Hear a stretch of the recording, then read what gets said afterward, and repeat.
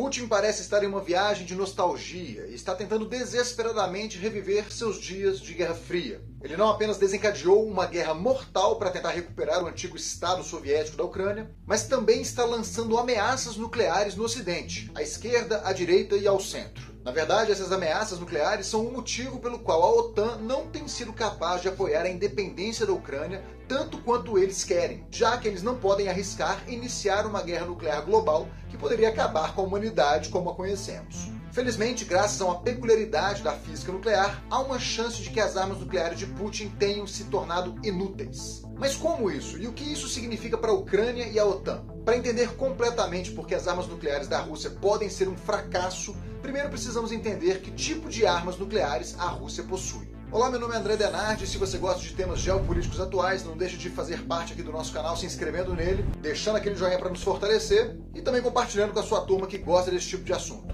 A Rússia tem o maior arsenal nuclear do mundo, com quase 4.500 armas nucleares estratégicas ativas e quase 2.000 armas nucleares táticas em reserva, todas prontas para serem lançadas rapidamente.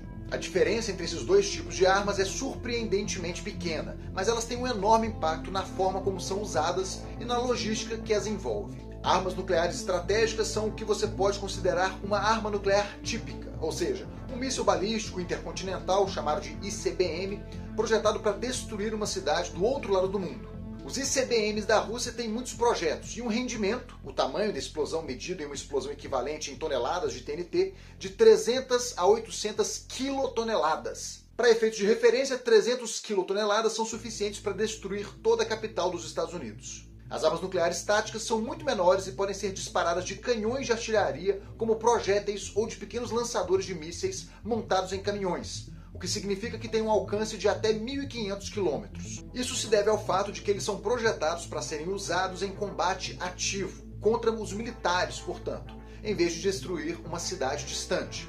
Ao invés de destruir uma cidade, eles se destinam a eliminar posições, bases ou infraestrutura militares específicas. E como tal, eles também têm um rendimento muito menor, de 1 a 50 quilotoneladas. Mas esses dois tipos de armas nucleares, na verdade, usam tipos muito diferentes de reações nucleares. Veja bem, para encaixar uma bomba nuclear em um projétil ou míssil pequeno, ele deve ser uma bomba de fissão pura, pois esse design é relativamente compacto. A explosão principal de todas as bombas de fissão vem de uma reação de decaimento nuclear, e todas as primeiras armas nucleares usavam esse design. Mas essa tecnologia é muito ineficiente ao fazer uma bomba nuclear com rendimento superior a 50 quilotoneladas. Em vez disso, essas bombas maiores usam o design termonuclear. As armas termonucleares usam uma pequena bomba de fissão para comprimir e aquecer fortemente uma cápsula de hidrogênio, que então sofre fusão e libera muito mais energia do que as reações de fissão de ignição, permitindo assim bombas gigantes e eficazes. E aí que entra o problema da Rússia. Uma bomba termonuclear precisa de dois isótopos de hidrogênios muito específicos: deutério, hidrogênio com um nêutron em seu núcleo, e trítio, hidrogênio com 2 nêutrons. Isso se deve ao fato de que esses dois isótopos se fundem em energias muito mais baixas do que qualquer outro, permitindo que a bomba funcione. Mas tem um problema nisso aí.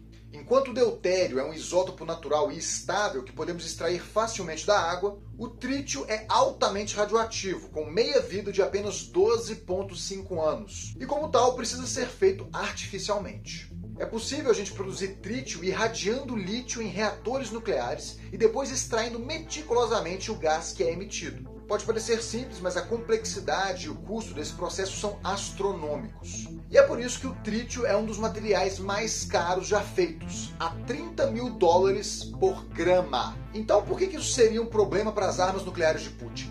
Bom, as armas termonucleares precisam de uma certa quantidade de trítio para funcionar. Como o trítio se decompõe muito rapidamente, eles precisam ser rotineiramente complementados com trítio a grandes custos, o que é algo que a Rússia pode ter dificuldades para fazer.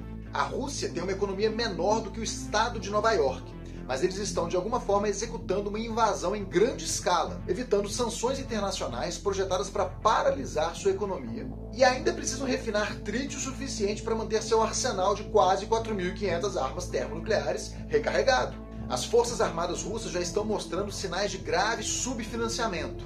Por exemplo, espera-se que as tropas russas comprem suas próprias armaduras, pois o Estado não pode pagar. Também é discutível que o conflito na Ucrânia é mais importante para Putin do que manter seu dissuador nuclear operando em plena capacidade. Afinal, se Putin perder a guerra na Ucrânia, provavelmente também perderá o poder na Rússia.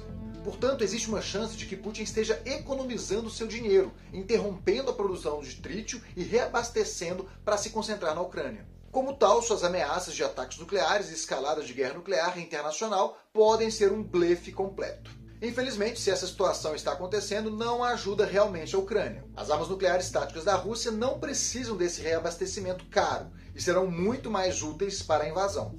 Portanto, ainda há um risco significativo de um ataque nuclear à Ucrânia. Embora as armas nucleares táticas possam parecer pequenas em comparação com as armas termonucleares, não se esqueçam que a bomba que destruiu Hiroshima tinha apenas 15 quilotoneladas. E o míssil nuclear tático Iskander-K da Rússia tem um rendimento de até 50 quilotoneladas. Portanto, mesmo essas pequenas bombas podem ser devastadoras. Também não podemos garantir que isso esteja acontecendo na Rússia. Putin pode estar priorizando a produção de trítio. Afinal, ele, de todas as pessoas, conhece o poder de um dissuador nuclear. Existe também a possibilidade de que a Rússia tenha estoque suficiente de trítio para ajudá-los a superar esse conflito. No entanto, isso é improvável, pois faz pouco sentido estocar um material com vida útil tão curta. Isso significa que, embora haja uma chance de que as armas mais poderosas da Rússia sejam quase inúteis, há também uma chance de que elas sejam tão mortais quanto sempre foram. No entanto, se for verdade a ameaça de aniquilação nuclear russa desaparecer, isso pode permitir que a OTAN finalmente ofereça seu total apoio à Ucrânia e coloque Putin numa situação muito delicada politicamente dentro do seu próprio país. Infelizmente, se Putin está retendo fundos vitais de suas forças armadas em ruínas para manter sua dissuasão nuclear totalmente ativa, isso pode nos mostrar que ele está disposto a derrubar o navio juntamente com ele.